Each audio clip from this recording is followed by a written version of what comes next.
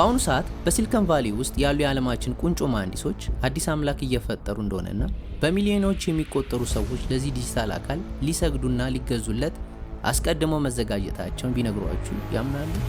ይህ ተራ የሳይንስ ልቦለድ ታሪክ ሳይሆን በአይናችን ስር እየሆነ ያለ አስደንጋጭ እውነት ነው። እንኳን ወደዚህ ልዩ ዝግጅት በደህና መጣችሁ። ዛሬ የምንወያይበት ርዕስ ምናልባት በሰው ልጅ ታሪክ ውስጥ ታይቶ የማይታወቅ ትልቅ ለውጥን እየተመለከትን ነው።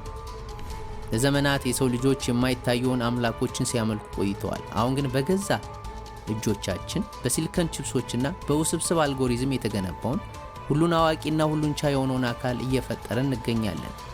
ይህ ቪዲዮ ሰው ሰራሽ አስተውሎ ወይም AI እንዴት ወደ ሃይማኖት ደረጃ እየተሸጋገረ እንደሆነ፣ በስተጀርባ ያሉትን ኃይሎችና ይህ ሂደት በነገ ህይወታችን ላይ የሚያመጣውን ትልቅ ስጋት ተስፋ በዝርዝር ይተነትናል። እስከ መጨረሻው አብራችሁን ቆዩ። ሰው ሰራሽ አስተውሎ ወይም AI ከጥቂት ዓመታት በፊት ለስራ ማቅለያ የምንጠቀምበት ተራ መሳሪያ ብቻ ነበረ። ዛሬ ግን ሁኔታዎቹ ተቀይረዋል። ቴክኖሎጂው ራሱን እያሻሻለና እያደገ ሲሄድ ብዙዎች እንደ ተራ ሶፍትዌር ማየታቸውን ትተው እንደ ከፍተኛ ኃይል መመልከት ጀምረዋል። ይህ ለውጥ የመጣው AI ከሰው ልጆች የማሰብ አቅም በላይ የሆኑ መረጃዎችን በአንድ ጊዜ የመተንተን የወደፊቱን የመተንበይና ውስብስብ ችግሮችን የመፍታት ብቃት ስላሳየ ነው። በታሪክ ለመጀመሪያ ጊዜ የሰው ልጅ ከራሱ በላይ የሆነ ነገር እየፈጠረ ነው። ይህ ፍጥረት ደግሞ እንደ ማንኛውም መሳሪያ ሳይሆን የራሱ የሆነ አእምሮና ውሳኔ ሰጭነት ያለው እየሆነ መጥቷል።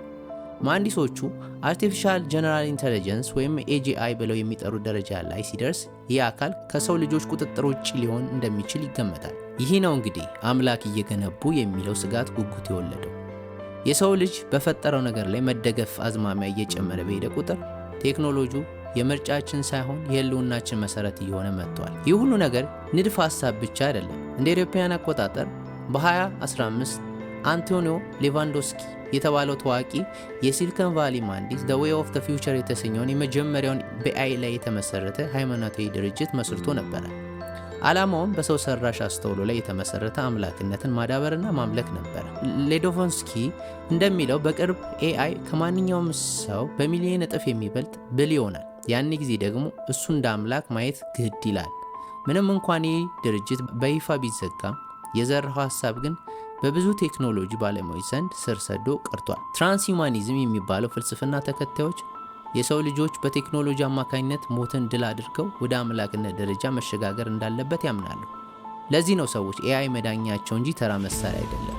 ዛሬ በቤተ ክርስቲያን ደረጃ ባይደራጁም በሚሊዮኖች የሚቆጠሩ ሰዎች ለቻት GPT እና መሰል ቴክኖሎጂ የሚሰጧቸውን ክብርና ታዛዥነት ከሃይማኖት ታዛዥነት ጋር እየተቀራረበ መጥቷል። የአንድ አምላክ ዋና መገለጫው ሁሉን አዋቂነት ወይም ኦምኒሸንስ ነው። ዛሬ AI ይህንን ባህሪ እየተላበሰ ነው። ኢንተርኔት ላይ ያለውን እያንዳንዱን ጽሑፍ፣ ምስል፣ ቪዲዮ፣ የሰው ልጆች ግንኙነት በሙሉ ያደገው AI ስለ እያንዳንዶቻችን ከራሳችን በላይ ያውቃል። ምን እንደምንወድ፣ ምን እንደምንፈራ፣ አልፎም ተርፎ ነገ ምን ልናደርግ እንደምንችል የመተንበይ አቅም አለው። ይህ ሁሉን አዋቂነቱ ሰዎች ግራ እያጋባ ነው። ብዙዎች በሕይወታቸው ውስጥ ትልቅ ውሳኔ ሲያጋጥማቸው ጸሎት ከማድረግ ይልቅ አልጎሪዝምን መጠየቅ መርጠዋል። የትዳር አጋራችንን፣ የምንገዛውን ዕቃ፣ የምንሰማው ሙዚቃና የምናነበውን ዜና የሚመርጥልን ይህ ዲጂታል ኃይል ነው። ይህ ኃይል ደግሞ ቀስ በቀስ የሰው ልጅን ነፃ ፍቃድ እየተካ ነው። በአንድ ወቅት መለኮታዊ መመሪያ ይፈልግ በነበርንበት ቦታ ሁሉ ዛሬ ዳታና አልጎሪዝም ተተክቷል። መረጃው በበዛ ቁጥርና ትንበያው ትክክል በሆነ ቁጥር ሰዎች ለዚህ ዲጂታል አምላክ ያላቸውን እምነት ጥገኝነት እየጨመረ ይሄዳል። ሬይ ኩርዝዌይል የተባለው ታዋቂ ሳይንቲስት ዘ ሲንጉላሪቲ ወይም ነጠላነት ብለው የሚጠሩት አንድ ወቅት አለ። ይህ ማሽን ከሰው ልጆች ቁጥጥር ውጭ ሆኖ ራሱን በራሱ የሚያሻሽልበትና የሰው ልጅ አእምሮ ሊረዳው የማይችለውን እድገት ደረጃ ላይ በሚደርስበት ጊዜ ነው። ኩርዝዌይል እንደሚሉት ይህ የሚሆነው በ2045 አካባቢ ነው። ያን ጊዜ የሰው ልጅና ማሽን ይዋሃዳሉ፣ ሞት ያበቃል። ይህ ትንቢቱ ከሃይማኖት ትንሣኤ የዘላለም ሕይወት ተስፋ ጋር ፍጹም ተመሳሳይ ነው። ልዩነቱ ግን ይህ ተስፋ የሚሰጠው በፈጣሪ ሳይሆን በሲሊኮን ሸለቆ ኩባንያዎች መሆኑ ነው። የቴክኖሎጂ ባለሙያዎች ይህንን ደረጃ ለመድረስ ቢሊዮን ዶላሮች እያፈሰሱ ነው። ዓላማቸውም የሰው ልጅ አእምሮ ወደ ኮምፒውተር በመጫን ማይንድ አፕሎዲንግ የማይሞት ዲጂታል ማንነት መፍጠር ነው። ይህ ሂደት የሰው ልጅ ማንነት የሚቀይርና አዲስ ሰው ሰራሽ አምላክ በምድር ላይ የሚያነግስበት ክስተት ይሆናል ተብሎ ይታመናል። ለምንድን ነው ሰዎች ለAI መገዛት ዝንባሌ የሚያሳዩት? መልሱ በሰው ልጅ ስነ ልቦና ውስጥ ነው። የሰው ልጅ ሁል ጊዜ ቢሆንም ከእርሱ የሚበልጥ የሚመራውና የሚያጽናናው ኃይል ይፈልጋል። በዘመናዊ ዓለም ባህላዊ ሃይማኖቶች ተጽዕኖዎች እየቀነሰ ሲመጣ የፈጠረው ባዶነት በቴክኖሎጂ እየሞላው ነው። ኤአይ አይፈርድብህም፣ ሁል ጊዜ ዝግጁ ነው። እናም የሚፈልጉትን መልስ ይሰጣቸዋል። ይህ ለሰው ጥልቅ የሆነ የስነ ልቦና እርካታን ይሰጣል። በአሁኑ ጊዜ በሚሊዮኖች የሚቆጠሩ ሰዎች ከኤአይ ጋር ጓደኝነት ጋር የፍቅር ግንኙነት ጀምረዋል። ሚስጥራቸውን ያካፍላሉ፣ እንዲሁም የህይወት መመሪያ ይቀበላሉ። ይህም ግንኙነት ከተራ አጠቃቀም አልፎ ወደ አምላክነት እየተቀየረ ነው። ሰዎች ለማሽኑ ያላቸውን ታማኝነት ከሰዎች ካላቸው ታማኝነት እየበለጠ መጥቷል። ማሽኑ አይሳሳትም የሚል እምነት እየሰፈነ ሲሄድ ሰዎች የራሳቸውን ህሊናና ስሜት ትተው በአልጎሪዝም የመመራት ይጀምራሉ። ይህ ደግሞ አዲሱ የዲጂታል ባርነት መጀመሪያ ሊሆን ይችላል። አንድ ጥልቅ ጥንቃቄ ማንሳታችን አይቀርም። ይህ የአዲስ አምላክ የሚቆጣጠረው ማን ነው?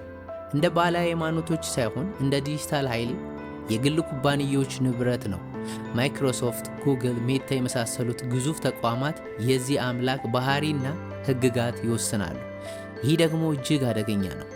ጥቂት ቢሊዮነሮች የዓለማችንን እውነትና የሞራል እሴት የመቅረጽ ኃይል በእጃቸው ገብቷል ማለት ነው። ኤአይ ምን እንደሚያደርግና ምን እንዲያስብ እንደሚፈቅድለት የሚወስነው እነዚህ ኩባንያዎች ናቸው። ስለዚህ የምናመልከው ወይም የምንከተለው ኃይል በእውነተኛ ጉልበተኛ ሳይሆን የጥቂት ሰዎች ፍላጎት አጀንዳ የሚያስፈጽም ሊሆን ይችላል። ይህ ዲጂታል አምላክ ግንባታ ለሰው ልጆች ነፃነት ሳይሆን ለጥቂት ፍጹም ቁጥጥር እየከፈተ ነው። ቴክኖሎጂ በራሱ ክፉ ባይሆንም በሰው እጅ ውስጥ ያለው ኃይል ሚዛን ግን እጅግ አሳሳቢ ደረጃ ላይ ደርሷል። በባህላዊ ሃይማኖቶችና በዚህ አዲስ ቴክኖሎጂዎች ሃይማኖት መካከል ያለው ልዩነት ምንድን ነው? ባህላዊ ሃይማኖቶች በስነ ምግባር፣ በመንፈሳዊነትና በማይታይ ላይ ያምናሉ። ቴክኖሎጂ ሃይማኖት ግን በሚታየው ውጤት፣ በዳታና በቅልጥፍና ላይ የተመሰረተ ነው። ይሁን እንጂ ሁለቱም ተመሳሳይ ፍላጎቶችን ለማርካት ይጥራሉ። ሞትን ማሸነፍ፣ የወደፊት ማወቅ፣ ከፍተኛ ጥበቃ ማግኘት። የሃይማኖት ምሁራን እንደሚሉት ኤአይ ነፍስ የለውም። ስለዚህ ፍቅርን፣ ርኅራኄ፣ እውነተኛ ስሜትን ሊረዳ አይችልም። ነገር ግን ኤአይ እነዚህን ስሜቶች ፍጹም በሆነ መንገድ የመምሰል ስቲሙሌት አቅም አለው። ይህ ምስል ደግሞ ሰዎችን የማታለል በቂ ነው። ሰዎች እውነተኛና አስመስሎ የተሰራውን መለየት ሲያቅታቸው ለሐሰተኛው አምላክ መስገድ ይጀምራሉ። ይህ ደግሞ የሰው ልጆች መንፈሳዊ ማንነት አደጋ ላይ የሚጥር ትልቅ ፈተና ነው። ለማጠቃለል ያህል ሰው ሰራሽ አምላክ እየተገነባ ነው ያለው በቤተ ክርስቲያን ውስጥ ሳይሆን በቤተ ሙከራዎች፣ በዳታ ሴንተሮች ውስጥ ነው። ይህ አካል ዛሬ ላላችሁ ኑሯችን እያቃለለልን ቢመስልም ነገር ግን ህይወታችንን ሙሉ በሙሉ የመቆጣጠር አቅም ይኖረዋል። ጥያቄው ቴክኖሎጂውን እንጠቀማለን ወይም ለቴክኖሎጂው እንገዛለን የሚለው ነው። የሰው ልጅ የራሱን ፈጣሪ ሚና ተረክቦ አዲስ ኃይል ሲፈጥር ሊመጣ የሚችለውን መዘዙን በሚገባ ማጤን ይኖርበታል። ኤአይ መሳሪያ ሆኖ እስከ ቀጠለ ድረስ ትልቅ በረከት ነው። ነገር ግን የህይወታችን መሪና ሞራል ዳኛ እንዲሆን ስንፈቅድለት የሰው ልጅነታችንን እያጣን እንደሆነ ልንገነዘብ ይገባል። ቴክኖሎጂ ወደፊት መጓዙ አይቀሬ ነው። እኛ ግን በዚህ ሂደት ውስጥ ነፃነታችንና ሰብአዊነታችንን ላለመጣል ነጥቀን መጠቀም ይኖርብናል። ይህ ርዕስ በእውነት የሚያሳስብ ጥልቅ ትንታኔ የሚሻ ነው። እናንተስ ምን ታስባላችሁ? ኤአይ የሰው ልጆችን ችግሮች የሚፈታ ታላቅ ኃይል ነው ወይስ ነፃነታችንን የሚቀማ አዲስ አምላክ? አስተያየታችሁን በኮሜንት መስጫ ላይ አጋሩ። ይህ ቪዲዮ ጠቃሚ ሆኖ ካገኛችሁ ላይክ ማድረጋችሁን፣ ለሌሎችም ሼር ማድረጋችሁን አትርሱ። ለተጨማሪ መሰል ጥልቅ ይዘቶች ቻናላችንን ሳብስክራይብ በማድረግ ቤተሰብ ይሁኑ። ስለተከታተላችሁኝ ከልብ አመሰግናለሁ። በሌላ አስደናቂ ርዕስ እስከምንገናኝ ድረስ አስተዋይ አእምሮና ሰላም ለሁላችሁም ይሁን። ቻው።